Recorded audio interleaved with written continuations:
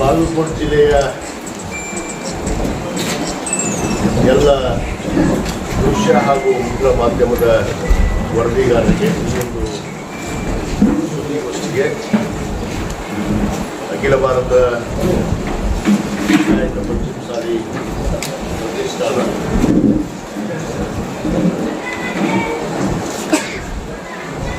ಈ ಒಂದು ವೇದಿಕೆ ಮೇಲೆ ಉಪಸ್ಥಿತಿರುವಂಥ ನಮ್ಮ ಸಮಾಜದ ಗಣ್ಯಮಾನರು ಮತ್ತು ಧರ್ಮದರ್ಶಿಗಳು ಮತ್ತು ಸಂಘಟನೆಯಲ್ಲಿ ಮುಚ್ಚಿರುವಂಥ ಎಲ್ಲ ಹಿರಿಯರ ಒಂದು ನೇತೃತ್ವದಲ್ಲಿ ಈ ಒಂದು ಸುದ್ದಿಗೋಷ್ಠಿಯನ್ನು ನಡೆದಂಥ ಉದ್ದೇಶ ಇತ್ತೀಚೆಗೆ ರಾಜ್ಯದಲ್ಲಿ ಮತ್ತು ವಿಶೇಷವಾಗಿ ಅಖಿಲ ಭಾರತ ಲಿಂಗಾಯತ ಪಂಚಮಸಾಲಿ ಪ್ರತಿಷ್ಠಾನದ ನಿರ್ಧಾರಗಳ ಬಗ್ಗೆ ನಿನ್ನೆ ಮಾಧ್ಯಮದ ಒಂದು ಗೋಷ್ಠಿಯಲ್ಲಿ ಈ ರಾಜ್ಯದ ಇಂದಿನ ಲೋಕೋಪಯೋಗಿ ಸಚಿವರು ಸನ್ಮಾನ್ಯ ಸಿ ಪಾಟೀಲ್ ಅವರು ಮತ್ತು ಅನೇಕ ಸಮಾಜದ ಮುಖಂಡರೊಂದಿಗೆ ಪತ್ರಿಕಾಗೋಷ್ಠಿಯನ್ನು ಮಾಡಿದ್ದಾರೆ.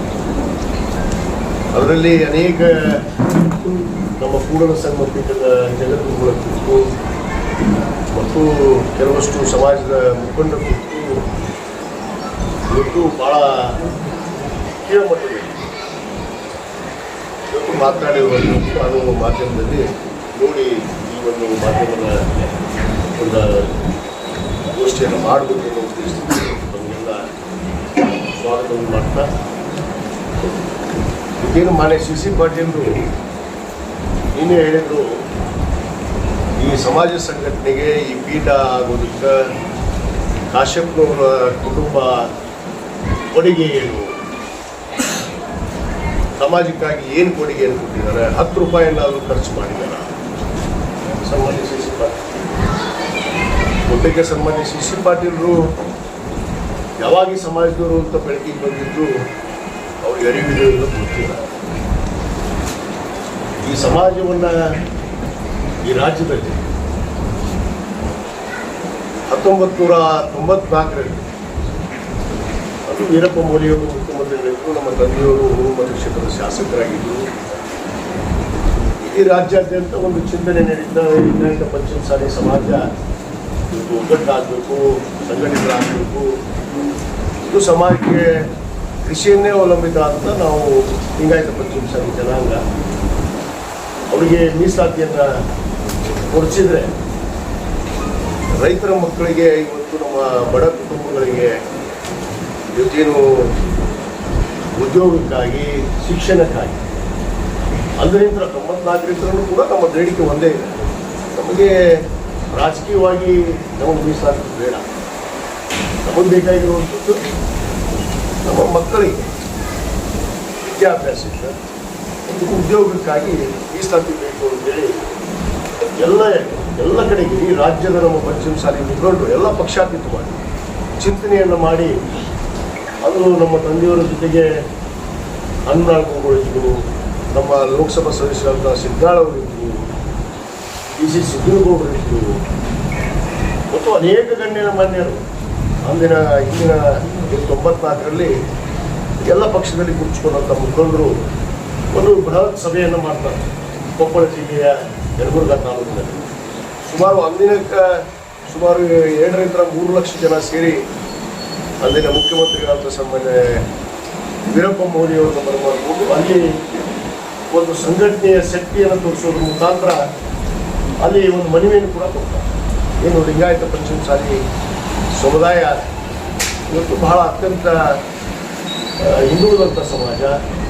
ಇವತ್ತು ನಮ್ಮ ಸಮಾಜಕ್ಕೆ ಕೂಡ ಶೈಕ್ಷಣಿಕವಾಗಿ ಸಾಮಾಜಿಕವಾಗಿ ಇವತ್ತು ನ್ಯಾಯವನ್ನು ಒದಗಿಸಬೇಕು ಅಂತೇಳಿ ಮಾನ್ಯ ಮುಖ್ಯಮಂತ್ರಿಗಳಿಗೆ ಅದು ಯಲಬುರ್ಗದಲ್ಲಿ ಸುಮಾರು 3 ಲಕ್ಷ ಜನಸಂಖ್ಯೆ ಸೇರಿಕೊಂಡು ಒಂದು ಮನವಿಯನ್ನು ಕೊಡ್ತಾರೆ. ಏನು ಮೀಸಲಾತಿ ಪ್ರಾರಂಭ ಅಲ್ಲಿಂದಲೇ ನಮ್ಮ ಸಂಘಟನೆ ಪ್ರಾರಂಭ. ಸನ್ಮಾನ್ಯ ಹನುಮನಾಳ ಗುರುಗಳು ಅಂಥೇಳಿ ನಮ್ಮ ಕೊಪ್ಪಳ ಜಿಲ್ಲೆಯವರೇ ನಿವೃತ್ತ ಶಿಕ್ಷಕರು, ಅವರ ಅಧ್ಯಕ್ಷತೆಯಲ್ಲಿ ಸಭೆ ಅವ್ರ ತಂದೆಯವರು ಕೂಡ ಅಧ್ಯಕ್ಷರಿದ್ದಿಲ್ಲ. ತದನಂತರ ಅದೇ 94ರಲ್ಲಿ ನಮ್ಮ ಹನುಮಾಳ ಗುರುಗಳ ಆರೋಗ್ಯ ಸ್ಥಿತಿಗತಿ ಸ್ವಲ್ಪ ಅವು ರಿಟೈರ್ಡ್ ಆದ ಕಾರಣ ಏನಾಗುತ್ತೆ, ನಮ್ಮ ತಂದೆಯವ್ರನ್ನ ಅಧ್ಯಕ್ಷ ಮಾಡಬೇಕು ಅಂತೇಳಿ ಎಲ್ಲ ಜನಾಂಗ ಎಲ್ಲ ಪಕ್ಷಗಳು ಸೇರಿಕೊಂಡು ಅವರನ್ನು ಕೊಪ್ಪಳದಲ್ಲೇ ಅಧ್ಯಕ್ಷರಾಗಿ ಘೋಷಣೆ. ಅದರಲ್ಲಿ ಈಗಿನ ನಮ್ಮ ಅಖಿಲ ಭಾರತ ಲಿಂಗಾಯತ ಸಮಾಜದ ಪ್ರತಿಷ್ಠಾನದ ಸಂಸ್ಥಾಪಕರು ರಮಣ್ಣ ಉಚಿತಕ್ಕೆ ಆಗಿರ್ಬೋದು, ನಮ್ಮ ಎಸ್ ಎಂ ಪಾಟೀಲವರಾಗಿರ್ಬೋದು, ಮತ್ತು ನಮ್ಮ ಮಸೂಟಿ ನೀಲಕಂಠ ಮಸೂಟಿಯವರಾಗಿರ್ಬೋದು, ನಮ್ಮ ಕೊಟ್ರಗೌಡ ಪಾಟೀಲವರಾಗಿರ್ಬೋದು, ಅನೇಕ ಹಿರಿಯರು ಇವರೆಲ್ಲರೂ ಸೇರಿಕೊಂಡು ತೀರ್ಮಾನ ಮಾಡಿ ಇವರೇ ಅಧ್ಯಕ್ಷ. ನಮ್ಮ ತಂದೆಯವರು ಅಲ್ಲಿ ಕೂಡ ಬೇಡ ಅಂತ, ನಾನು ಒಂದು ಪಕ್ಷದ ಸಮಿತಿಯಲ್ಲಿ ನಾನು ಶಾಸಕನಾಗಿ ಕೆಲಸ ಮಾಡ್ತೀನಿ, ನಾನು ಇದಕ್ಕೆ ಅಧ್ಯಕ್ಷ ಆಗೋದು ಸರಿ ಇರೋಲ್ಲ, ಒಂದು ಪಕ್ಷಕ್ಕೆ ಸೀಮಿತ ಆಗುತ್ತೆ, ಯಾರನ್ನಾದ್ರೂ ಮಾಡಿರಿ, ರಾಜಕೀಯ ವ್ಯಕ್ತಿಗಳನ್ನು ಹೊರತುಪಡಿಸಿ ಮಾಡಿರಿ ಅಂದಾಗ ಇಲ್ಲ, ಸಮಾಜದ ಎಲ್ಲ ಮುಖಂಡರು ಅದು ಪಕ್ಷಾತೀತವಾದಂಥ ಒಂದು ಸೇರುವಂಥ ಸಭೆಯಲ್ಲಿ ಎಲ್ಲರೂ ಕೂಡ PC ಸಿದ್ದರಾಮಯ್ಯ ಅವರು JDS ಅಲ್ಲಿ ಅವರು ಸಚಿವರಾಗಿದ್ದರು, ಅಂಥ ನಾಯಕರಿದ್ದರು. ಸಿದ್ದಾಳವರಿದ್ದರು, PC ಸಿದ್ದರಾಮಯ್ಯವರು, AV ಪಾಟೀಲ್ ಅವರಿದ್ದರು, ಅನೇಕ ಗಣ್ಯಮಾನ್ಯರು ಹಿರಿಯರು ನಾವು ನೆನೆಸ್ಬೇಕು ಈ ಸಂದರ್ಭದಲ್ಲಿ. ಎಲ್ಲರೂ ಸೇರಿ ನಮ್ಮ ತಂದೆಯವ್ರನ್ನ ಅಧ್ಯಕ್ಷ ಮಾಡ್ತಾರೆ. 1994ರಲ್ಲಿ 2003ವರೆಗೆ ನಮ್ಮ ತಂದೆಯವರು ಏನು ಅಕಾಲಿಕ ಮರಣದ ಹೊಂದಿದ್ರು, ಅಲ್ಲಿವರೆಗೂ ಕೂಡ ಅವರೇ ಅಧ್ಯಕ್ಷ. ಆ ಒಂದು ಸಂಘಟನೆ ಒಂದೇ ಸಂಘಟನೆ, ಅದು ಅಖಿಲ ಭಾರತ ವೀರಶೈವ ಲಿಂಗಾಯತ ಸಮಾಜ ಅಂತೇಳಿ ಇವತ್ತೇನು ಹರಿಹರ ಪೀಠ ಅಂತ ನಾವು ಹೇಳ್ತೀವಿ. ಅದರ ಮೂಲ ಸಂಸ್ಥಾಪಕರು ಹನುಮಾಳ ಗುರುಗಳು, ನಮ್ಮ ತಂದೆಯವರು ಅಧ್ಯಕ್ಷರು 1994ರಿಂದ 2003ವರೆಗೆ. ಒಟ್ಟಿಗೆ ಇಡೀ ರಾಜ್ಯದ ಜನತೆಗೆ ಗೊತ್ತಿರುವಂಥದ್ದು. ಅವಾಗ ಸಮಾಜ ಸಂಘಟನೆಯನ್ನು ಪ್ರಾರಂಭ ಮಾಡ್ತಾರೆ. ಈ ಸಮಾಜ ಸಂಘಟನೆ ಆಗುತ್ತೆ. ಅನೇಕ ಜನ ನಮ್ಮ ಜಿಲ್ಲೆಯಲ್ಲಿ ಕೆಲವಷ್ಟು ನಾಯಕರು ಆವಾಗಲೇ ಗುರುತಿಸ್ಕೊಟ್ಟಿದ್ರು, ಸಮಾಜದವರು ಅಂತೇಳಿ ಬಂದಿದ್ದು ಹೊರಗಡೆ. ಇವನ್ CC ಪಾಟೀಲ್ ಕೂಡ, CC ಪಾಟೀಲ್ ಅನ್ನೋದ್ರೆ ಯಾರಿಗೆ ಗೊತ್ತಿದ್ದಿಲ್ಲ. ಇವರು 2004ರಿಂದ ಬೆಳಕಿಗೆ ಬಂದಂಥವ್ರು. ಅದಕ್ಕೆ ಅವರಿಗೆ ನಮ್ಮ ಮುಖಾಂತರ ನಾನು ಹೇಳಕ್ಕೆ ಇಚ್ಛೆ ಪಡ್ತೇನೆ, ಈ ಸಮಾಜದಲ್ಲಿ ತಾವು ಎಂದು ಗುರುತಿಸ್ಕೊಂಡಿದ್ರಿ. ತಾವು ಹೇಳಿದ್ರಿ ನಿನ್ನೆ ಒಂದು ಮಾತು, ನಾನು ಬೊಮ್ಮಾಯಿಯವರ ಸರ್ಕಾರದಲ್ಲಿ ಒಂದು ಪ್ರಭಾವಿ ಖಾತೆ, ಉಪೋಪಯೋಗಿ ಖಾತೆ, ದೊಡ್ಡ ಸ್ಕೀಮ್ ನೋಡ್ರಿ ಇವರು, ಪ್ರಭಾವಿ ಖಾತೆ ಸ್ವಯಂ ತಾನೇ ಹೇಳ್ಕೊತಾರೆ. ಇವರು ಸ್ವಯಂ ಘೋಷಿತ ನಾಯಕರು ಇವರೆಲ್ಲ ಅನ್ನೋದಕ್ಕಿದೆ. ಸ್ವಯಂ ಘೋಷಣೆ ಮಾಡ್ಕೊಳ್ಳೋದು ಪ್ರಭಾವಿ ಖಾತೆ. ಅದು ಈ ಖಾತೆ ನೋಡೇ ಇಲ್ಲ ನಾವು. ನಮ್ಮ ತಂದೆಯವರು ಮಂತ್ರಿ ಇದ್ದಿದ್ದಿಲ್ಲ. ಇವರು ಇನ್ನೂ ರಾಜಕೀಯ ಬರೋಕ್ಕಿಂತ ಪೂರ್ವದಲ್ಲೇ ನಮ್ಮ ತಂದೆಯವರು ಸಚಿವರು, ನಮ್ಮ ತಂದೆಯವರು 3 ಬಾರಿ ಶಾಸಕರು. ಮುಂದಕ್ಕೆ CC ಪಾಟೀಲ್ ಬರ್ತಿದ್ದಂಗೆ ಕಾಣ್ತಾರೆ. ಮುಂದಕ್ಕೆ ಆ ಜನಾಂಗ ಎತ್ಕೊಂಡಿರಲಿಲ್ಲ. ಇವರಿಗೆ ಸಂಘಟನೆ ಮಾಡಿದವರು ನಮ್ಮ ತಂದೆಯವರು. ಈ ಸಂಘಟನೆಯಿಂದಲೇ ಇವರೆಲ್ಲ ಶಾಸಕರಾಗ್ಯಾರ. ನಮ್ಮ ಜಿಲ್ಲೆಯಲ್ಲೇ ಆಗ್ಯಾರ ಒಂದಿಷ್ಟು ಮಂದಿ, ಮತ್ತು ಬೇರೆ ಕಡೆನೂ ಆಗ್ಯಾರ. ಆ ಸಮಾಜ ಸಂಘಟನೆ ಆದಾಗಲ್ಲ ಇವರೆಲ್ಲ ಆಗಿದ್ದು, ಮುಂದೆ ಬಂದಿದ್ದು. ನಾವು ಪಂಚಾಯತ್ ಸಭೆಗೆ ತಿಳ್ಕೊಳ್ಳೋದಿತ್ತು, ಅಲ್ಲಿವರೆಗೆ ಹೇಳ್ಕೊತಿದ್ದೀವಿ. ಪ್ರಭಾವಿ ಅಂತ ಭಾಷೆ ಮಾಡ್ತಾರೆ ಇವರು. ನಾನು ಒಂದು ಮಾತು ಹೇಳ್ತೀನಿ, ಕಾಶ್ಯಪ್ನವ್ರದ್ದು 10 ರೂಪಾಯಿ ಕೊಡುಗೆ ಇಲ್ಲಲ್ಲಪ್ಪ. ಜನ ಹೇಳ್ತಾರೆ ಹೇಳಿ ಅಂತ. ನೀನು ಹೇಳೋದಕ್ಕೆ ನಾನು ಒಪ್ಪೋದಿಲ್ಲ. ನಾನು ನಿನ್ನ ಮಾತಿಗೆ ನಾನು ಒಪ್ಪೋದಿಲ್ಲ. ನೀನು ಕೊಡುಗೆ ಏನು? ಪ್ರಭಾವಿ ಸಚಿವ, ಲೋಕೋಪಯೋಗ ಸಚಿವ, ಬೊಮ್ಮಾಯಿಯವರ ಸರ್ಕಾರದಲ್ಲಿ. ಆಯ್ತಪ್ಪ, ಮಠದಾಗ ಟೇಬಲ್ ಕುರ್ಚಿ ಇಲ್ಲ, ಪಾಪ ಅಜ್ಜೋರಿಗೆ ಕಾರ್ ಇಲ್ಲ, ಅಜ್ಜೋರಿಗೆ ಊಟಕ್ಕಿಲ್ಲ. ಅಷ್ಟು ಕಾಳಜಿ ಉಳ್ಳವರು ಗುರುಗಳ ಮೇಲೆ ಮಠ ಕಟ್ಟಿಬಿಡ್ಬೇಕಾಗಿತ್ತು. ಗುರುಗಳಿಗೆ ಒಳ್ಳೆ ಮಠ ಕಟ್ಟು, ಒಂದು AC ರೂಮ್ ಮಾಡಿ ಅವ್ರಿಗೆ ಐಶ್ವರ್ಯ ಜೀವನ ಸಾಗಿಸೋದಕ್ಕೆ ನಾವು ಅನುಕೂಲ ಮಾಡಬಹುದಾಗಿತ್ತಲ್ಲ. 5 ವರ್ಷಗಳ ಕಾಲ ಪ್ರಭಾವಿ PWD ಸಚಿವರು ಕಾಶ್ಯಪ್ನವ್ರ ಬಗ್ಗೆ ಸರಳವಾಗಿ ಹೇಳ್ತೀವಿ. 10 ರೂಪಾಯಿ ಖರ್ಚು ಮಾಡಿಲ್ಲ, ಬಾರ್ಕಲ್ಲಿ ಹಾಕೊಂಡೇ ಮುಕ್ಕೊಂಡೆ ಅಂತ. ಹೌದು, ಹಾಕೊಂಡೇ ಮುಕ್ಕೊಂಡಿದ್ದೀನಿ ನಾನು. ಅದಕ್ಕೆ ಏನು ಹೇಳಿದಿ, ತುಮಕೂರಲ್ಲಿ DNA ಟೆಸ್ಟ್ ಮಾಡಬೇಕು, ಅವರು ಮೂತ್ರವನ್ನು ಪರೀಕ್ಷೆ ಮಾಡ್ರಿ, ಏನು ಮಾಡ್ತಾರೆ ದಿವಸ ರಾತ್ರಿ ಅಂತೇಳಿ. ನನ್ನೆಲ್ಲ ಗುರುಗಳನ್ನ, ಇಬ್ಬರು ಗುರುಗಳು ಮೂತ್ರ ಟೆಸ್ಟ್ ಮಾಡ್ಬೇಕಂತ DNA ಟೆಸ್ಟ್ ಮಾಡಬೇಕು ಅಂತ ಹೇಳಿದಂಥ ಮನುಷ್ಯ ಇದೇ ಗುರುಗಳ ವಿರುದ್ಧ, ಇದೇ ಬಸವಜಯ ಮೃತ್ಯುಂಜಯ ಪೂಜ್ಯರ ವಿರುದ್ಧ ಹೇಳಿದಂಥವ್ರು ಮನುಷ್ಯ ಇವತ್ತು ಬಹಳ ಪ್ರೀತಿ ಬಂದ್ಬಿಟ್ಟೈತಿ. ಯಾಕಂದ್ರೆ ಯಾಕೆ ಪ್ರೀತಿ ಬಂದಂತ ಅನ್ನೋದು ಹೇಳ್ತೀವಿ. ಇವರೆಲ್ಲರೂ ಸೇರ್ಕೊಂಡು ಅವ್ರನ್ನ ಭಾರತೀಯ ಜನತಾ ಪಕ್ಷದ ಪೂಜ್ಯರನ್ನಾಗಿ ಮಾಡ್ಕೊಂಡಿದ್ದಾರೆ. ಇದು ಆಗಿರೋದು. ಪಕ್ಷಾತೀತ ಸ್ವಾಮಿಗಳಾಗಿದ್ದು ಎಲ್ಲ ಜಾತಿ ಜನಾಂಗಗಳನ್ನ ಗೌರವಿಸುವಂಥದ್ದು, ಎಲ್ಲ ಧರ್ಮಗಳಿಗೆ ಗೌರವಿಸುವಂಥದ್ದಕ್ಕೆ ನಾವು ಕೂಡ ಪ್ರೀತಿ ಮಾಡಿದ್ದೀವಿ. ಮಾಡಿಲ್ಲ ಅಂತ ಹೇಳೋದಿಲ್ಲ. ನಾವೇ ಪೀಠಕ್ಕೆ 2008ರಲ್ಲಿ ನಮ್ಮ ತಂದೆಯವರ ಕನಸಿತ್ತು, ಇಲ್ಲಿ ಕೂದಂಥ ಹಿರಿಯರ ಕನಸಿತ್ತು. ಇವರೆಲ್ಲರ ಒಂದು ನೇತೃತ್ವದಲ್ಲಿ ಸಭೆ ನಡೆದಾಗ ನಾವೆಲ್ಲರೂ ನಿರ್ಧಾರ ಮಾಡಿದ್ವಿ.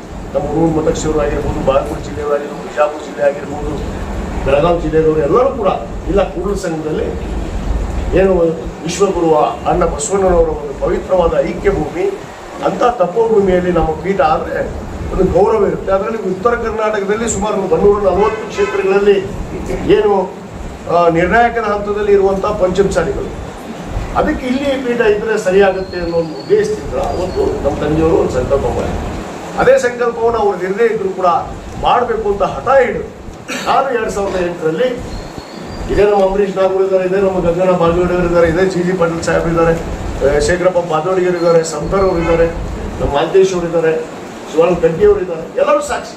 ನಾವೆಲ್ಲ ಕೂಡ ಒಮ್ಮತದ ನಿರ್ಧಾರ ತಗೊಂಡು ಅವತ್ತು ಇವ್ರು ಯಾರು ಇಲ್ಲ, mister C Patil, mister Yatnal ಯಾರು ಇಲ್ಲ, ಇವ್ರು ಸಂಘಟನೆಗೂ ಎಂದೂ ಮುಚ್ಕೊಂಡಿಲ್ಲ, ಎಂದೂ ಸಮಾಜ ಸಂಬಂಧ ₹1 ಖರ್ಚು ಮಾಡಿದ್ ಬಿಡ್ರಿ, ಸಮಾಜ ಸಂಬಂಧ ಧ್ವನಿ ಎತ್ತೋರ ಇವರು. ಸಮಾಜ ಸಂಘಟನೆ ಆಗಿ ಯಾವಾಗ ಸಮಾಜ ಬೆಳಕಿಗೆ ಬಂದ ಮೇಲೆ ಇವರು ಹೊರಗೆ ಬಂದರು ರಾಜಕಾರಣಕ್ಕೆ. ಇವ್ರು 2004 ಮಟ್ಟ ಏನಿತ್ತು ಅನ್ನೋದನ್ನ ನಾನು ಕೇಳಕ್ಕೆ ಇಷ್ಟಪಡ್ತೀನಿ. ಬರ್ತೀನಿ ಆಮೇಲೆ ಸಮಾಜಕ್ಕೆ ಏನು ಕೊಡುಗೆ ಅಂತ ಮಾತಾಡ್ತಾರೆ. ಏನೇನು ಕೊಡುಗೆ ಕೊಟ್ಟಿಲ್ಲ ನನಗೆ ಗೊತ್ತಿಲ್ಲ. ಇದೇ ಹೋರಾಟ ನಡೆದಂಥ ಸಂದರ್ಭದಲ್ಲಿ ನಾವು ಪಾದಯಾತ್ರೆಯನ್ನು ಪ್ರಾರಂಭ ಮಾಡಬೇಕಂದಾಗ ಈ ರಾಜ್ಯದ ಉಪಮುಖ್ಯಮಂತ್ರಿಗಳಿಗೆ ಫೋನ್ ಬರುತ್ತೆ ಬೆಳಗ್ಗೆ 7 ನಮ್ಮದು ನಾಳೆ ಅಂದರೆ ಬೆಳಗ್ಗೆ ಹೋರಾಟ ಸಭೆಯನ್ನು ಪ್ರಾರಂಭ ಮಾಡೋಕ್ಕೆ ನಾವು ಕರೆ ಕೊಟ್ಟಿದ್ವಿ ಇಡೀ ರಾಜ್ಯದ ಜನರಿಗೆ. ನಮ್ಮ ಪೂಜಾರಿಗೆ ಒಂದು ಫೋನ್ ಬರುತ್ತೆ, ಬಸವಜಯ ಮೃತ್ಯುಂಜಯ ಸ್ವಾಮಿಗಳಿಗೆ, ಒಬ್ಬ ರಾಜ್ಯದ ಮುಖ್ಯಮಂತ್ರಿಗಳು, ಒಬ್ಬ ಪ್ರಭಾವಿ ಸಚಿವರು ಫೋನ್ ಹಚ್ಚಿ ಕೊಡ್ತಾರೆ, ನೀವು ಈ ಹೋರಾಟವನ್ನು ಕೈ ಬಿಡಬೇಕು, ನಾಳೆ ಮಾಡುವಂಥ ಸಭೆ ನಿಲ್ಲಿಸಬೇಕು. ಅವಾಗ ನಮ್ಮ ಪೂಜ್ಯರು ಇವರು ಮಕ್ಕಳನ್ನ ಬಿಟ್ಟಿದ್ರು, ತಾವು ಬಂದಿದ್ರಿ ಅವತ್ತು, ಬಹುತೇಕ ಈ ಬಾಗಲಕೋಟೆ ಮಾಧ್ಯಮದವ್ರು ಎಲ್ಲರೂ ಬಂದಿದ್ರಿ, ಸಾಕ್ಷಿಯಾಗಿದ್ರಿ. ನಾನು ಕೂಡ ಬಂದೆ. ಯಾಕೆ ಬುದ್ಧಿ ಈ ನಿರ್ಧಾರ ಅಂದ್ಕೊಳ್ಳೋ ಮುಖ್ಯಮಂತ್ರಿಗಳು ಫೋನ್ ಮಾಡ್ತಾರೆ. ಮುಖ್ಯಮಂತ್ರಿ ಮಾಡಿದ್ರೆ ಏನು ಮೀಸಲಾತಿ ಕೊಡ್ತಾರೆ ಅಂತ ಘೋಷಣೆ ಮಾಡಿದ್ರಪ್ಪ. ಬೆಳಗಾವದಲ್ಲಿ ಇವರು ಪ್ರಥಮವಾಗಿ ಒಂದು ಹೋರಾಟವನ್ನು ಪ್ರಾರಂಭ ಮಾಡಿದಾಗ 6 ತಿಂಗಳಲ್ಲಿ ನಾನು ಮೀಸಲಾತಿಯನ್ನು ಕೊಡ್ತೀನಿ ಅಂತೇಳಿ ಪ್ರಮಾಣ ಮಾಡಿದಂಥ ಮುಖ್ಯಮಂತ್ರಿಗಳು ಅವತ್ತು ಫೋನ್ ಮಾಡ್ತಾರೆ, ಈ ಹೋರಾಟ ಮಾಡಬಾರ್ದು ಅಂತ ಹೇಳ್ತಾರೆ. ಅವ್ರು ನಮ್ಮವರೇ, ನಮ್ಮ ಮಂತ್ರಿಗಳೇ, ಮಂತ್ರಿ ಆದ ತಕ್ಷಣ ಅವ್ರು ಫೋನ್ ಮಾಡಿಸ್ತಾರೆ. ಇದು ಆಗಿತ್ತು. ಪೂಜಾರಿ ಮುಕ್ಕೊಂಡ್ರು, ನಾನು ಹೋದೆ, ಯಾವ ಬಸವಗುಡಿ ಇದ್ದಿಲ್ಲ, ಏನಿಲ್ಲ, ಉದ್ಘಾಟನೆ ಬಂದ ಮನುಷ್ಯ ಅಷ್ಟೇ. ಆ ಕಾರ್ಯಕ್ರಮಕ್ಕೆ ಉದ್ಘಾಟನೆ ಬಂದ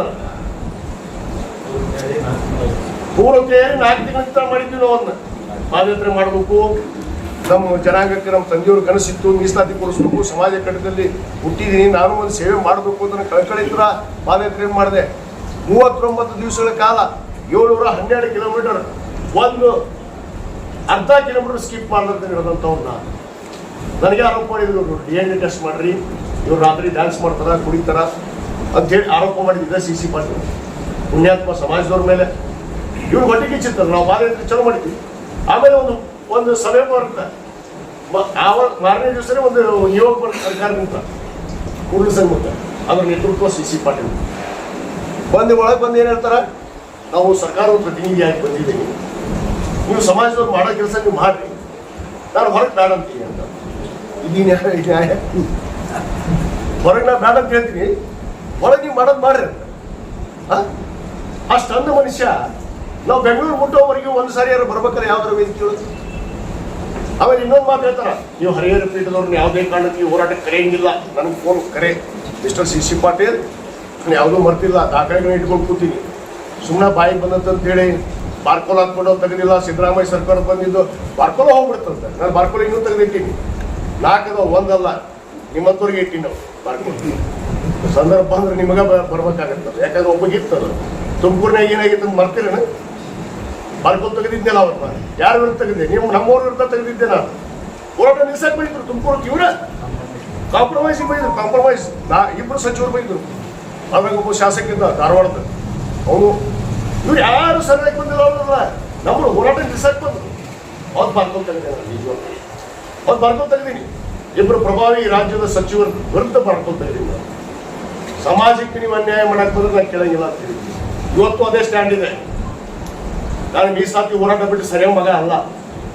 ನಾನು ಸರ್ಕಾರದಲ್ಲಿ ಶಾಸಕರಾಗಿ ಕೆಲಸ ಮಾಡ್ತಾ ಇದ್ದೀನಿ. ಮುಖ್ಯಮಂತ್ರಿಗಳಿಗೆ ನಾವು ಯಾವ ರೀತಿ ಮನವಿ ಮಾಡ್ಕೋಬೇಕು ನಾವು ಮಾಡ್ತಾ ಇದ್ದೀವಿ. ಇವತ್ತು ಜನಗಣತಿ ವರದಿ ಬಂತು, ಏನಾಯ್ತು?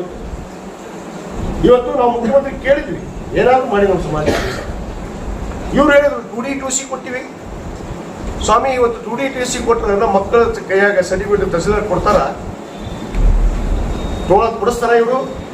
ಇಲ್ಲ. ಇದು 2002ರಲ್ಲಿ, ನಿಮಗೆ ಇನ್ನೊಂದು ಸತ್ಯಾಸತ್ಯತೆ ಗೊತ್ತಿರಲಿ, ಇದನ್ನ ಜಾಸ್ತಿ ಹೇಳಕ್ ಹೋಗೋದಿಲ್ಲ. 2002ರಲ್ಲಿ ನಮ್ಮ ತಂದೆಯವರು ಸಚಿವರಿದ್ರು, SM ಕೃಷ್ಣ ಅವರು ಮುಖ್ಯಮಂತ್ರಿ ಇದ್ರು. ದಾಖಲೆಗಳನ್ನು ಕೊಡ್ತೀನಿ. 2002ರಲ್ಲಿ ವೀರಶೈವ ಲಿಂಗಾಯತ ಪಂಚಮಸಾಲಿ ಸಮಾಜ ವೀರಶೈವ ಲಿಂಗಾಯತ ಅನ್ನೋ ಶಬ್ದ 3Bಯಲ್ಲಿ ಸೇರಿದ್ದು ಕೂಡ 2002ರಲ್ಲಿ ಮುಖ್ಯಮಂತ್ರಿ SM ಕೃಷ್ಣ ಅವರಿದ್ದಾಗ ನಮ್ಮ ತಂದೆಯವರು ಎಲ್ಲರೂ ಒತ್ತಾಯ ಮಾಡಿ 3B ಒಳಗೆ ಹಾಕ್ಸಿದ್ರು ಪ್ರಥಮವಾಗಿ. 2002ರಲ್ಲಿ ಆಗಿತ್ತು. ಯಡಿಯೂರಪ್ಪನವ್ರು ಮಾಡಿದ್ರು ಅಂತ ಒಂದಿಷ್ಟು ಮಂದಿ ಭಾಷಣ ಮಾಡ್ತಾರೆ 2009ರಾಗ. ತೆಗೆದು ನೋಡ್ರಿ ದಾಖಲೆ. ಸುಳ್ಳು ಜನರ ಮುಂದೆ ಪ್ರತಿಭಾಗ ಮಾಡಬಾರ್ದು. ಯಾವ ಸರ್ಕಾರ ಮೀಸಲಾತಿಯನ್ನು ಕೊಡ್ತು? 3B ಕೊಡ್ತು. 55% ಪ್ರಾರಂಭ ಆಯಿತು. ಅದು ನಮ್ಮ ಸಚಿವರು ನಮ್ಮ ತಂದೆಯವರಿದ್ದಾಗಲೇ 2002ರಲ್ಲಿ. ಇವ್ರು ಹೇಳ್ತಾರೆ 2D ಕೊಟ್ವಿ, 2C ಕೊಟ್ವಿ. 2D 2C ಕೊಡ್ರಪ್ಪ, ಇವತ್ತು ಸರ್ಟಿಫಿಕೇಟ್ ಕೊಟ್ಟರು. ಸರ್ವೋಚ್ಚ ನ್ಯಾಯಾಲಯದಲ್ಲಿ ಇವರು 2B ಮೀಸಲಾತಿ ಅಲ್ಪಸಂಖ್ಯಾತರ ಮೀಸಲಾತಿಯನ್ನು ಕಿತ್ತು ಹಾಕಿ ರಾಜ್ಯದಲ್ಲಿ 2% ಒಕ್ಕಲಿಗರಿಗೆ 2% ಪಂಚಮಸಾಲರಿಗೆ ಕೊಟ್ಟು ಕೇವಲ 43 ಒಳಪಂಗಡಗಳು ಲಿಂಗಾಯತ ಒಳಪಂಗಡಗಳು 3Bದಲ್ಲಿ ಇದ್ವಿ. ಅದು ತೆಗೆದಾಗಿ 56 ಜನ ಸೇರಿಸಿ ಕೊನೆಗೊಂದು ಶಬ್ದ ಬರೀತಾರೆ. ಏನಂತ ಆರ್ಡರಲ್ಲಿ 2D 2Cಯಲ್ಲಿ ಅನಾಥ ಜಾತಿಗಳಿಗೆ ಕೂಡ ಇವರಲ್ಲಿ ಮೀಸಲಾತಿ ಅವಕಾಶ ಐತಂತ. ಅನಾಥ ಜಾತಿಗಳು ಆರ್ಡರ್ ಕಾಪಿ ಕೊಡ್ತೀನಿ ನಿಮಗೆ ಶಬ್ದ. ಅದೇನಾಗುತ್ತೆ? ಅಲ್ಪಸಂಖ್ಯಾತರು ಹೋಗಿ 2B ಮೀಸಲಾತಿ ತೆಗೆದ ತಕ್ಷಣ ಅವರು ಸರ್ವೋಚ್ಚ ನ್ಯಾಯಾಲಯದಲ್ಲಿ ಹೋಗಿ ತಡೆಯಾಜ್ಞೆ ತೆಗೆದುಕೊಂತಾರೆ. ನಮ್ಮ ಮೀಸಲಾತಿ ನೀವು ಕಡಿಮೆ ಮಾಡಿದ್ರಿ, ಯಾವ ಕಾರಣಕ್ಕೆ ಕಡಿಮೆ ಮಾಡಿದ್ರಿ ಅಂದಾಗ ಸರ್ವೋಚ್ಚ ನ್ಯಾಯಾಲಯ ತಡೆಯಾಜ್ಞೆ ಕೊಡುತ್ತೆ. ಅವಾಗ ತಡೆಯಾಜ್ಞೆ ಕೊಟ್ಟು ಸರ್ಕಾರಕ್ಕೆ ಉತ್ತರ ಕೊಡ್ರಿ ಅಂತ ಕೇಳಿದಾಗ ಸರ್ಕಾರದ ಸಾಲಿಸಿಟರ್ ಜನರಲ್ ಚಾಲೆಂಜ್ ಮಾಡ್ತೀವಿ. JC ಪಾಟೀಲ್ಗೆ, ಬೊಮ್ಮಾಯಿಗೆ, ಯಾರು ಇವರು ಎತ್ತಾಳಗ ಸಾಲಿಸಿಟರ್ ಜನರಲ್ ಸರ್ಕಾರದ ಅಡಿಯಲ್ಲಿ ಕೆಲಸ ಮಾಡ್ತಾರೋ ಏನು ಬೇರೆ ವೈಯಕ್ತಿಕವಾಗಿ ಕೆಲಸ ಮಾಡ್ತಾರೆ. ಸಾಲಿಸಿಟರ್ ಜನರಲ್ ಹಿಂಬರ ಕೊಟ್ಟು ಬರ್ತಾರೆ ಸುಪ್ರೀಂ ಕೋರ್ಟಲ್ಲಿ. ಏನಂತ? ನಾವು 2B ಮೀಸಲಾತಿಗೆ ಯಾವುದೇ ತೊಂದರೆಯನ್ನು ಮಾಡೋದಿಲ್ಲ ನಮ್ಮ ರಾಜ್ಯ ಸರ್ಕಾರ. ಅವ್ರಿಗೆ ಕೊಟ್ಟಂತ ಮೀಸಲಾತಿ 2Bಯನ್ನು ಯಥಾಸ್ಥಿತಿಯಾಗಿ ಕಾಪಾಡ್ಕೋತೀವಿ ಅಂತ ಹಿಂಬರ ಕೊಟ್ಟು ಬಂದ. ಯಾರು? ಅವರೊಬ್ರು ನ್ಯಾಯಾಲಯಕ್ಕೆ ತಡೆಯಾಜ್ಞೆ ತಂದ ಮೇಲೆ ಇವ್ರು ಹೋಗಿ ಹಿಂಬರ ಕೊಟ್ಟು ಬರ್ತಾರೆ. ಹಿಂಬರ ಕೊಟ್ಟ ಮೇಲೆ ಇವ್ರು ಮೀಸಲಾತಿ ಕೊಟ್ಟಂಥದ್ದು 2D 2C ಬಂತ. ಇವ್ರು ಸರ್ಕಾರ ಅದು ರದ್ದು ಮಾಡಿದಂತ ಅಂತಲ್ಲ, ಯಥಾಸ್ಥಿತಿಯನ್ನು ಕಾಪಾಡ್ಕೋತೀವಿ ಬರ್ಕೊಟ್ಟ ಮೇಲೆ 2D 2C ಬರೋದಿಲ್ಲ. ಇವತ್ತು ಕೂಡ ತಡೆಯಾಜ್ಞೆ ಇದೆ. ನಮ್ಮ ಮಾನ್ಯ ಮುಖ್ಯಮಂತ್ರಿಗಳು 3 ಬಾರಿ ನಮಗೆ ಅವಕಾಶ ಕೊಡ್ತಾರೆ. ಇದೇ ಯತ್ನಾಳ್ ಇದ್ರು, ಅನೇಕ ಮುಖಂಡರಿದ್ರು, ನಾವೆಲ್ಲ ಹೋಗಿದ್ವಿ. ಕಡಾಡಿ ಇದ್ರು, ರಾಜ್ಯಸಭಾ ಸದಸ್ಯರು ಕೂಡ ಬಂದಿದ್ರು, HS ಶಿವಶಂಕರ್ ಇದ್ರು, ಅರವಿಂದ್ ಗಲ್ಲದ್ ಇದ್ರು, ಎಲ್ಲರೂ ಇದ್ರು. ಬಂದು ಮುಖ್ಯಮಂತ್ರಿಗಳು ಕರೆದು, ನಿಯೋಗವನ್ನು ಕರೆದು 1.5 ತಾಸು ಚರ್ಚೆ ಮಾಡಿದ್ರು. ಸಾಧಕ ಬಾಧಕ ಚರ್ಚೆ ಮಾಡೋಣ. ಕಾನೂನಿನ ಅಡಿಯಲ್ಲಿ ಏನು ಅವಶ್ಯಕ ಆಗತ್ತೆ ಅನ್ನೋದನ್ನ ಸತ್ಯಾಸತ್ಯತೆ ಮಾತಾಡಬೇಕು. ಬೊಮ್ಮಾಯರು ಮಾಡಿದ ತಪ್ಪನ್ನು ನಾವು ಮಾಡಲ್ಲ ಅಂತ ಮಾನ್ಯ ಸಿದ್ದರಾಮಯ್ಯ ಅವರು ಹೇಳಿದ್ರು. ನಾನು ಅದೀನಿ ಆ ಸಭೆದೊಳಗೆ. ವಿನಯ್ ಕುಲಕರ್ಣಿ ಇದ್ದಾರ, ಲಕ್ಷ್ಮೀ ಹೆಬ್ಬಾಳ್ಕರ್ ಅದಾರ, ಎಲ್ಲರೂ ಇದ್ವಿ. ಅವತ್ತು ಚರ್ಚೆ ಆದಾಗ ಅವ್ರು ಹೇಳ್ತಾರೆ, ಹಿಂದುಳಿದ ವರ್ಗದ ಆಯೋಗ ಅನ್ನೋದು ಒಂದಿದೆ ನಮ್ಮ ರಾಜ್ಯದಲ್ಲಿ. ಯಾವುದೇ ಮೀಸಲಾತಿಯನ್ನು ಕೊಡಬೇಕಾದ್ರೆ ಕಾನೂನಿನಲ್ಲಿ ಏನಿದೆ? ಹಿಂದುಳಿದ ವರ್ಗದ ಆಯೋಗದ ವರದಿ ಬಹಳ ಮುಖ್ಯ. ಹಿಂದುಳಿದ ವರ್ಗದ ಆಯೋಗದ ವರದಿ ಇರಲಾರ್ದೆ ಯಾವುದೇ ಮೀಸಲಾತಿಯನ್ನು ಕೊಡಕ್ಕೆ ಬರೋದೇ ಇಲ್ಲ. ಯಾರಿಗೂ ಮೀಸಲಾತಿ ಕೊಡಕ್ಕಾಗೋದಿಲ್ಲ. ಆ ಹಿಂದುಳಿದ ವರ್ಗದ ಆಯೋಗದ ವರದಿಯನ್ನು ನಾವು ಪೂಜ್ಯರು, ಹರಿಹರ ಪೀಠ ಸ್ವಾಮಿಗಳು, ನಾವು ಎಲ್ಲರೂ ಕೂಡಿ ಹಿರಿಯರು ಹೋಗಿ ನಾವು ವಾದವನ್ನು ಮಂಡಿಸಿ ಹಿಂದುಳಿದ ವರ್ಗದ ಆಯೋಗದ ಅಧ್ಯಕ್ಷರಾದಂಥ ಜಯಪ್ರಕಾಶ್ ಹೆಗಡೆಯವ್ರ ಮುಂದೆ ನಾವು ಮಂಡನೆ ಮಾಡಿದಾಗ ಅವರು ಸರ್ವೆಯನ್ನು ಪ್ರಾರಂಭ ಮಾಡ್ತಾರೆ. ಸರ್ವೆ ಪ್ರಾರಂಭ ಮಾಡಿ ಎಷ್ಟು ಜಿಲ್ಲೆ ಮಾಡಿದ್ರು? ಅವರು 12 ಜಿಲ್ಲೆಯನ್ನು ಹಂಗೆ ಬಿಡ್ತಾರೆ. ಕೇವಲ 22 ಜಿಲ್ಲೆಯನ್ನು ಸರ್ವೆ ಮಾಡ್ತಾರೆ. ಇನ್ನು 12 ಜಿಲ್ಲೆ ಮಾಡಬೇಕಾಗಿತ್ತು. ಮಾಡದೆ ಏನು ಮಾಡಿದ್ರು? ಚುನಾವಣೆ ಬಂತು ಅಂತ ಹೇಳಿ ತರಾತುರಿಯಲ್ಲಿ ಬೊಮ್ಮಾಯಿ ಅವರು, ಸನ್ಮಾನ್ಯ ಬಸವರಾಜ ಬೊಮ್ಮಾಯಿ ಅವರು ತರಾತುರಿಯಲ್ಲಿ ಅವ್ರಿಗೆ ವರದಿ ಕೇಳ್ತಾರೆ ಹಿಂದುಳಿದ ವರ್ಗದ ಆಯೋಗ. ಅವ್ರೇನು ಒಪ್ಪಿಸ್ತಾರ? ಮಧ್ಯಂತರ ವರದಿಯನ್ನು ಕೊಡ್ತಾರೆ. ಮಧ್ಯಂತರ ವರದಿ. ನಿಮ್ಮ ಕಾನೂನು ಒಂದು ಮಾತನ್ನು ಹೇಳಕ್ಕೆ ಇಚ್ಛೆ ಪಡ್ತೀನಿ. ಸನ್ಮಾನ್ಯ CC ಪಾಟೀಲ್ ಭಾರಿ ಖಾತೆ ಲೋಕೋಪಯೋಗಿ ಸಚಿವರೇ, ಕಾನೂನು ಅರಿವು ಐತೆ ನಿಮಗೆ? ಮಧ್ಯಂತರ ವರದಿ ಮೇಲೆ ಯಾರಾದ್ರೂ ಮೀಸಲಾತಿ ಕೊಡೋದಕ್ಕೆ ಸಾಧ್ಯನಾ? ನಾನು ನಿಮಗೆ ಇವತ್ತು ಚಾಲೆಂಜ್ ಮಾಡ್ತೀನಿ. ಯಾರು ನ್ಯಾಯವಾದಿಗಳು ಕರ್ಕೊಂಡು ಬರೋಣ ಅಂತ ಮಧ್ಯಂತರ ವರದಿ ಮೇಲೆ ಮೀಸಲಾತಿಯನ್ನು ಕೊಡೋದಾದ್ರೆ ಇವತ್ತೇ ನಮ್ಮ ಮುಖ್ಯಮಂತ್ರಿಗಳಿಗೆ ಕೊಡಿಸ್ತೀವಿ. ಕಾನೂನು ತೊಂಬರಿ. ಒಬ್ಬ ಹೇಳ್ತಾರೆ ಮುಖ್ಯಮಂತ್ರಿಗಳ ಪರಮಾಧಿಕಾರ ಉಪಯೋಗ ಮಾಡಬೇಕು. ಎಲ್ಲಿ ಪರಮಾಧಿಕಾರ ಮುಖ್ಯಮಂತ್ರಿಗಳಿಗೆ? ಆಯೋಗ ಅಂತ ಈ ಆಯೋಗ ವರದಿ ತಗೋಬೇಕು. ಸರ್ಕಾರ ಪೂರ್ಣ ಪ್ರಮಾಣದ ವರದಿ ತಗೊಂಡ ಮೇಲೆ ಸರ್ಕಾರದ ಏನು ಸಚಿವ ಸಂಪುಟದಲ್ಲಿ ಇಟ್ಟು ಅದನ್ನು ನಿರ್ಧಾರ ಮಾಡಬೇಕಾಗುತ್ತೆ. ಅದು ಪೂರ್ಣ ಪ್ರಮಾಣ ವರದಿಯಲ್ಲಿ ನಮ್ಮ ಪರವಾಗಿ ಶಿಫಾರಸ್ಸಾಗಿರಬೇಕು. ಅಂದಾಗ ಮಾತ್ರ ಮೀಸಲಾತಿ ಕೊಡೋದಕ್ಕೆ ಸಾಧ್ಯ. ಇವ್ರು ವರದಿ ನೋಡ್ರಿ, ತೆಗೆದು ನೋಡ್ರಿ. ಸನ್ಮಾನ್ಯ ಸಿ ಪಾಟೀಲ್ರ ನಿಮ್ಮ ಸರ್ಕಾರ, ನಿಮ್ಮ ಅಧ್ಯಕ್ಷರಿದ್ದ ಜಯಪ್ರಕಾಶ್ ಹೆಗಡೆ ಅವರು ವರದಿ ಕೊಟ್ಟರಲ್ಲ, ಅದನ್ನು ತೆಗೆದು ನೋಡ್ರಿ ದಯವಿಟ್ಟು. ಅಲ್ಲಿ ಲಿಂಗಾಯತ ಪಂಚಮಸಾಲಿ ಸಮಾಜಕ್ಕೆ ಮೀಸಲಾತಿ ಕೊಡಕ್ಕೆ ಆಗೋದಿಲ್ಲ ಅಂತ ಸ್ಪಷ್ಟ ಮಾಡಿಕೊಟ್ಟ. ಮಧ್ಯಂತರ ವರದಿಯಲ್ಲಿ ಇನ್ನೂ ಪೂರ್ಣ ಪ್ರಮಾಣ ವರದಿ ಬಾಕಿ. ನಮ್ಮ ಮುಖ್ಯಮಂತ್ರಿಗಳಷ್ಟು ಬಹಳ ಕಾನೂನು ಅರಿವಿರುವಂಥವ್ರು ವಕೀಲರು, ಇವರನ್ನು ದಡ್ತನ ಮಾಡೋದಿಲ್ಲ. ಅವ್ರು ಹೇಳಿದ್ರು ನಾ ದಡ್ತನ ಮಾಡೋದಿಲ್ಲ, ಬೊಮ್ಮಾಯಿ ಮಾಡಿದ ದಡ್ತನ. ನಾನು ಪೂರ್ಣ ಪ್ರಮಾಣದ ವರದಿ ಕೇಳ್ತೀನಿ ಹಿಂದುಳಿದ ವರ್ಗದ ಆಯೋಗದ ವರದಿಯನ್ನು ತಗೊಂಡು ನಾನು ಚರ್ಚೆ ಮಾಡ್ತೀನಿ ನಮ್ಮ ಸಚಿವ ಸಂಪುಟದಲ್ಲಿ ಅಂತ ಹೇಳಿದ್ರು. ಈಗಲೇ ಘೋಷಣೆ ಮಾಡಿ ರೂಢಿ ಕೊಟ್ಬಿಡ್ರಿ. ಎಲ್ಲಿ ಕೊಡಕ್ ಬರ್ತದೆ? ಸರ್ವೋಚ್ಚ ನ್ಯಾಯಾಲಯ ತಡೆ ಹಾಕಿ ಐತ್ರಿ ಸ್ವಾಮಿ. ಸಿ ಪಾಟೀಲ್ರ ನೀನೇನ ಹೇಳಿರಲ್ಲ, ರೂಢಿ ಕೊಟ್ಟು ರೂಢಿ ತೊಗೊಂಡು ಕೊಡ್ರಿ. ಈಗ ಯಾಕಪ್ಪ ಕೋರ್ಟಿಗೆ ನಾವ್ಯಾಕೆ ಹೋಗ್ಬೇಕು? ನೀವು ಹೋಗಿ ಆ ತಡೆ ಆಜ್ಞೆಯನ್ನ ತೆಗೆಸಿರಲ್ಲ, ನೀವೇ ಮಾಡಿದ್ದಲ್ಲ. ಸಾಲಿಸಿಟರ್ ಜನರಲ್ ನೀವಲ್ಲ, ಇಬ್ಬರ ಬರ್ಕೊಟ್ಟಿದ್ದು, ನಾವು ಅಲ್ಲಲ್ಲ. ನಾವು ಕಾಂಗ್ರೆಸ್ ಸರ್ಕಾರದವ್ರು ಬಂದ ಮೇಲೆ ಅಲ್ಲಲ್ಲ. ನೀವು ಬಿಜೆಪಿ ಸರ್ಕಾರದಾಗ, ಬೊಮ್ಮಾಯಿ ಸರ್ಕಾರದಾಗ ಸಾಲಿಸಿಟರ್ ಜನರಲ್ ಬರ್ಕೊಟ್ರಲ್ಲ ಇಬ್ಬರ. ಸುಮ್ಮನೆ ಜನರನ್ನು ದಾರಿ ತಪ್ಪಿಸೋದು. ಇದನ್ನೇ ನಾನು ಸದನದಲ್ಲಿ ಉತ್ತರ ಕೊಟ್ಟಿದ್ದೀನಿ.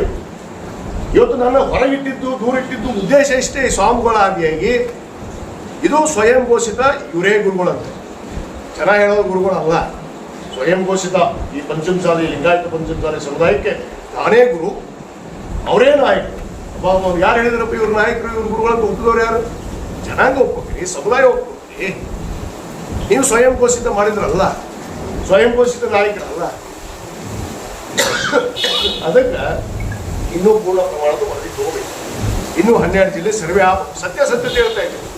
ಆ ತಡೆಯಾಜ್ಞೆಯನ್ನು ತೆಗಿಬೇಕು. ಅವಾಗ ಸರ್ಕಾರದ ಪಾತ್ರ, ಹಿಂದುಳಿದ ವರ್ಗದ ಆಯೋಗದ ಪಾತ್ರ ಬರುತ್ತೆ. ಇವರು ಅದನ್ನೆಲ್ಲ ಮುಚ್ಚಿರ್ತಾರ. ಎಲ್ಲ ಮುಚ್ಚಿಟ್ಟು ನಾವು ಟೂಡಿ ಕೊಟ್ಟಿದ್ವಿ, ಟೂಸಿ ಕೊಟ್ಟಿದ್ವಿ. ಎಲ್ಲಿ ಟೂಸಿ ಬಾಧ್ಯತೆ ಟೂಡಿ ಕೊಡೋದು. ಮತ್ತೆ ಈಗ ಮೊನ್ನೆ ಬೆಳಗಾವದಾಗ ಹೋರಾಟ ಮಾಡಿದ್ರು, ನಮ್ಮನ್ನು ಬಿಟ್ಟು ಹೊರತುಪಡಿಸಿ. ವಕೀಲರ ಪರಿಷತ್ ಮಾಡಿ ಹೋರಾಟ ಮಾಡ್ತಾರ. ವಕೀಲರು ನೀವು ಕೂಡ ಬೆಂಗಳೂರಿಗೆ ಬಂದಿತ್ತು. ಮಾನ್ಯ ಮುಖ್ಯಮಂತ್ರಿಗಳ ಹತ್ರ ನಾವು ಕುತ್ಕೊಂಡಿದ್ವಿ. ಅಲ್ಲಿ ಕೂಡ 1.5 ತಾಸು ಚರ್ಚೆ ಮಾಡಿದ್ವಿ. ಅವಾಗ ಕೂಡ ಬಹಳ ಸ್ಪಷ್ಟವಾಗಿ ಮಾನ್ಯ ಸಿದ್ದರಾಮಯ್ಯನವರು ಹೇಳಿದ್ದಾರೆ, ನೋಡ್ರಿ ನಾನು ಪೂರ್ಣ ಪ್ರಮಾಣದ ವರದಿ ತಗೋಬೇಕು. ವರದಿ ಆಯೋಗ ಕೊಟ್ಟ ಮೇಲೆನೆ ನಾನು ಕ್ಯಾಬಿನೆಟ್ಗೆ ಶಿಫಾರಸ್ಸು ಮಾಡ್ತೀನಿ. ಕ್ಯಾಬಿನೆಟ್ಗೆ ಶಿಫಾರಸ್ಸು ಮಾಡಿ ನಾನು ಚರ್ಚೆ ಮಾಡಿ ಮೀಸಲಾತಿಯನ್ನು ಕೊಡೋದಕ್ಕೆ ಪ್ರಯತ್ನ ಮಾಡ್ತೀನಿ ಅಂತ ಹೇಳಿದ್ರು. ಅವ್ರು ಎಂದೂ ಕೊಡಲ್ಲ ಅಂತ ಹೇಳಿಲ್ಲ. ನಾವು ಎಂದು ಈ ಹೋರಾಟ ಬಿಟ್ಟು ಸರಿದೀವಿ ಅಂತ ಹೇಳಿಲ್ಲ. ನಾವು ಹೋರಾಟದಲ್ಲಿ ಇದೀವಿ. ಕಾನೂನು ತೊಡಕನ್ನು ನಾವು ಅರ್ಥ ಮಾಡ್ಕೋಬೇಕಲ್ಲ. ಅರಿವಿಲ್ಲಾದ್ರೆ ಸುಮ್ಮನೆ ಸರ್ಕಾರದ ಮೇಲೆ ಲಿಂಗಾಯತ ವಿರೋಧದ ಸರ್ಕಾರ, ಲಿಂಗಾಯತ ಪಂಚಮಸಾಲಿಯರಿಗೆ ಹೊಡಿಸ್ಬಿಟ್ರು. ಕಲ್ತೂರವ್ರು ಯಾರಪ್ಪ ಪುಡಾರಿಗಳು? ಮಿಸ್ಟರ್ ಬಸವಗೌಡ ಪಾಟೀಲ್ ಯತ್ನಾಳ್, ನೀನೇ ಪುಡಾರಿಗಳು, RSS ಪುಡಾರಿಗಳು. ನಾನು ಸದನದಾಗ ಹೇಳಿ ನೀ ಮಾತು ಬಾಯಿ ಮುಚ್ಚಿದ್ವಲ್ಲ. RSS ಪುಡಾರಿಗಳನ್ನ ಕರ್ಕೊಂಡ್ಬಂದು ತಾವೇ ಚಪ್ಪಲ್ ಚುಪ್ಕೊಂಡ್ರೆ ನನ್ನ ವಿಡಿಯೋದ ಪ್ರೂಫ್ ತೋರಿಸ್ತಿದ್ದಾರೆ ನನ್ನ ಕಡೆ ಮೊಬೈಲ್ ನೋಡಿ. ಸಂದರ್ಭ ಬಂದ್ರೆ ಅದನ್ನು ಬಿಡುಗಡೆ ಮಾಡ್ತೀನಿ. ತಾವೇ ಕಲ್ತೂರ್ಕೊಂತಾರೆ ಹಿಂಗೆ, ಅದು ತಲೆ ಹೊಡಿದ್ರು ಪೊಲೀಸ್ ನೋಡೋರು. ಚಪ್ಪಲ್ ತುರ್ಕೊಂಡ್ರ ತಾವ. ಆ ವಿಡಿಯೋ ಸಿಕ್ಕವ ನಮಗೆ, ಸುಳ್ಳಲ್ಲ. ಆಮೇಲೆ ಯಾರನ್ರಿ ಪೊಲೀಸರು? ಪೊಲೀಸರ ಕರ್ತವ್ಯ ಏನು? ನೀವು ಹೊರಕ್ಕೆ ಸುಮ್ಬಿಡ್ಬೇಕಾ? ಬಿಡ್ತಾರ? ಇವರು ಪುಡಾರಿಗಳನ್ನು ಬಿಟ್ಟು ಗಲಾಟೆ ಮಾಡಿಸಿ ಪಾಪ ನಮ್ಮ ಸಮಾಜದ ಅಮಾಯಕರನ್ನ ಹೊಡಿಸಿ, ಕಾಲು ಮುರಿದು ಹೆಂಗೆ ಹೊಡಿಸಿ ಎಷ್ಟೋ ಮಂದಿಗೆ ಊನಾಗ್ಯಾವು. ಇವತ್ತು ಅವ್ರು ನೋಡ್ಕೊಳ್ಳೋರು ಯಾರು? ಈ ಸ್ವಾಮೀಜಿ ನೋಡ್ಕೋತಾರ? ಎತ್ತಾಳ ನೋಡ್ಕೊಡೋಣ ಹೋಗಿ ಕೇಳ್ರಿ ಅವ್ರಿಗೆ. ಇದನ್ನು ಬಿಟ್ಬಿಟ್ರ ಹೊಡಿಸ್ಕೊಂಡು ಹೋದ್ರು. ಆರೋಪ ಕೊಡಬೇಕಾಗಿತ್ತು, ಸರ್ಕಾರದ ಮೇಲೆ ಆರೋಪ ಕೊಡೋದಕ್ಕೆ ಕಷ್ಟ ಗಲಾಟೆ ಮಾಡಿಸಿದ್ದು. ಇದೇ ಸುವರ್ಣಸೌಧದ ಮುಂದೆ 2022ರಾಗ 6 ಲಕ್ಷ ಜನ ಸೇರಿದ್ರು. ಬಸವರಾಜ ಬೊಮ್ಮಾಯಿ ಅವರು ಮುಖ್ಯಮಂತ್ರಿ ಇದ್ದಾಗ ನಾವು ಗುತ್ತಿಗೆ ಹಾಕ್ಬೇಕಂದಾಗ ಬೊಮ್ಮಾಯಿ ಅವರು ಕರೆ ಕಳಿಸ್ತಾರೆ ನಮಗೆ. SP ಬರ್ತಾರೆ ನಮ್ಮ ಕರೆಯಾಕ ವೇದಿಕೆಗೆ. ನಾವು ಹೋರಾಟದ ಸಭೆಯಲ್ಲಿ ವೇದಿಕೆಗೆ ಬಂದರು. ಬಸವಗೌಡ ಪಾಟೀಲ್ ಅವರು ಹೇಳಿದ್ರು, ಇಲ್ರಿ ವಿಜಯನಂದ ಮುಖ್ಯಮಂತ್ರಿ ಕರೆ ಕಳಿಸಿ ಅಂದ್ರೆ ಹೋಗ್ಬೇಕಾಗತ್ತೆ ಬರ್ರಿ ಅಂತೇಳಿ. ಇದೇ ಸಿ ಪಾಟೀಲ, ಇದ ಅರವಿಂದ್ ಬೆಲ್ಲದ, ಇವರ ನಮ್ಮನ್ನೆಲ್ಲರೂ ಕರ್ಕೊಂಡು ಹೋಗ್ತಾರೆ. ಮುಖ್ಯಮಂತ್ರಿಗಳ ಚೇಂಬರ್ಗೆ ಹೋಗ್ತೀವಿ. ಸನ್ಮಾನ್ಯ ಬಸವರಾಜ ಬೊಮ್ಮಾಯಿ ಅವರು ಒಳಗೆ ಕರ್ಕೊಂಡು ಹೋಗ್ತಾರೆ. ನಮ್ಮನ್ನ 5 ಜನ ಹೇಳ್ತಾರ, ನಮಗೆ ಕರೆಸಿ ವಿಜಯಾನಂದ ದಯವಿಟ್ಟು ನಾನು ಸತ್ಯ ಮಾತಾಡ್ತೀನಿ, ನಿಮ್ಮ ಮೀಸಲಾತಿ ಕೊಡ್ತೀನಿ. 1 ತಿಂಗಳು ತಡ್ಕೊಂಡ್ಬಿಡ್ರಿ.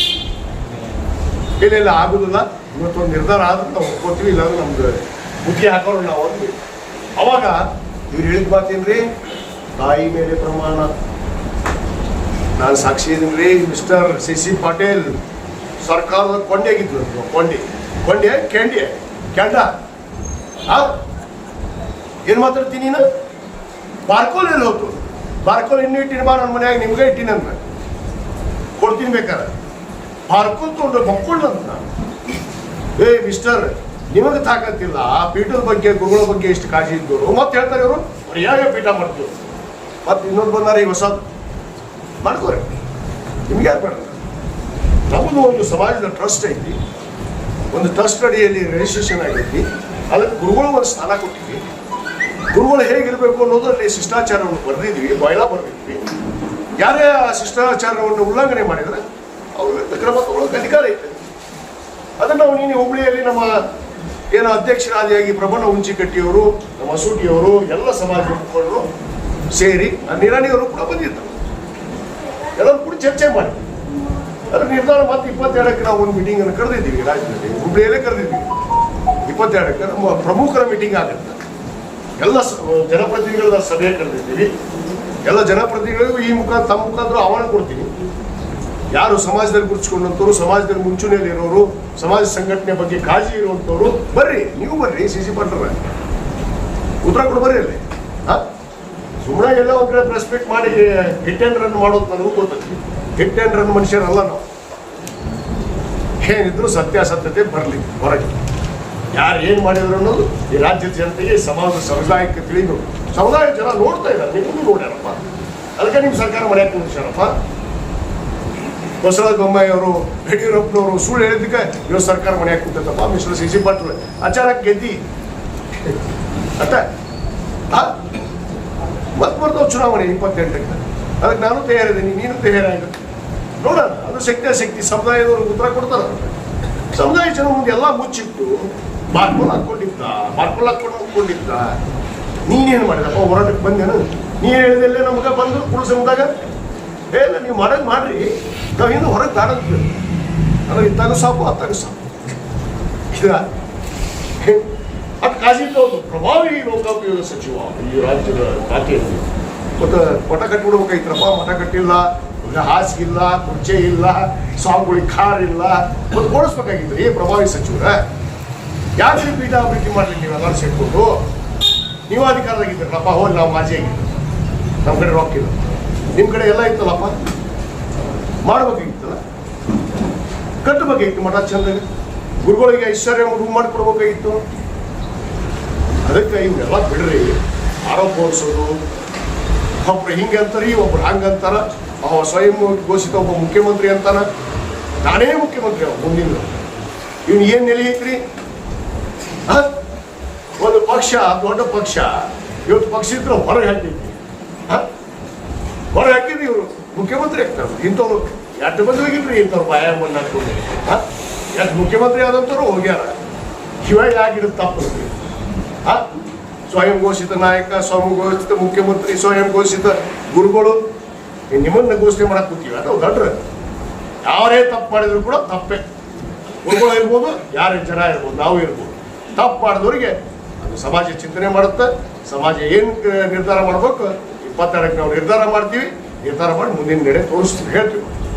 ಧನ್ಯವಾದಗಳು. ಸಭೆಯಲ್ಲಿ ಏನೇನು ಪಕ್ಷಾತೀತವಾಗಿ ಜನಪ್ರತಿನಿಧಿಗಳನ್ನ ಮತ್ತು ನಮ್ಮ ಧರ್ಮದರ್ಶಿಗಳನ್ನ